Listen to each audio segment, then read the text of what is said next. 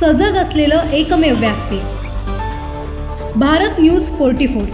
बातमी तीही बिनधास्त। सर, आज आपण या ठिकाणी सभेला आला होता। महायुतीच्या या ठिकाणी एकत्र लढले, मात्र वेगवेगळ्या ठिकाणी वेगवेगळे चित्र पाहायला मिळते। काय सांगणार ते आपल्याला सर्वांना मला सांगायला आनंद होतो की जळगाव महानगरपालिका त्या या सार्वत्रिक निवडणुकीच्या प्रचाराचा नारळ हा वाढवण्यासाठी मी इथे आलो होतो।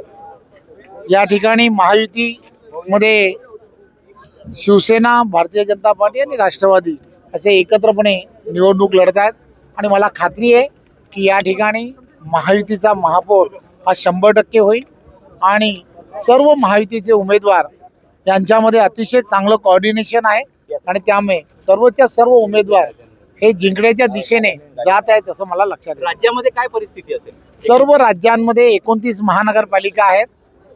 राज्यामधल्या 29 महानगरपालिकांमध्ये सर्व ठिकाणी महायुतीचेच महापौर होतील, यात काही शंका नाही।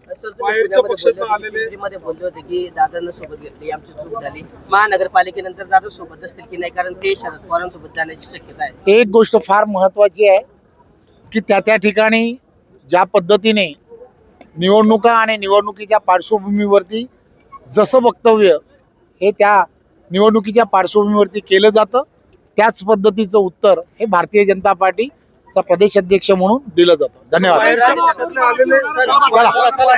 मुंबईचा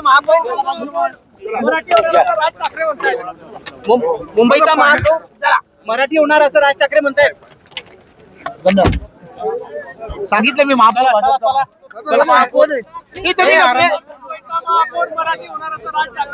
मुंबईचा महापौर हा भाजपा शिवसेना या युतीचाच होणार, यात काही मराठीच होईल का? या आपण एक गोष्ट, महापौर हा युतीचा होईल, यात काही शंका नाही। जळगावला मागच्या वेळेस आपण बोलले होते की आम्हाला 2 तारखेपर्यंत युती टिकवायची आहे, आता काय? बरं हे काढायचं नाही, मगाशी मी आता प्रेस घेतली आहे त्यामुळे हे काढा। अशाच नवनवीन अपडेटसाठी बघत रहा भारत न्यूज 44।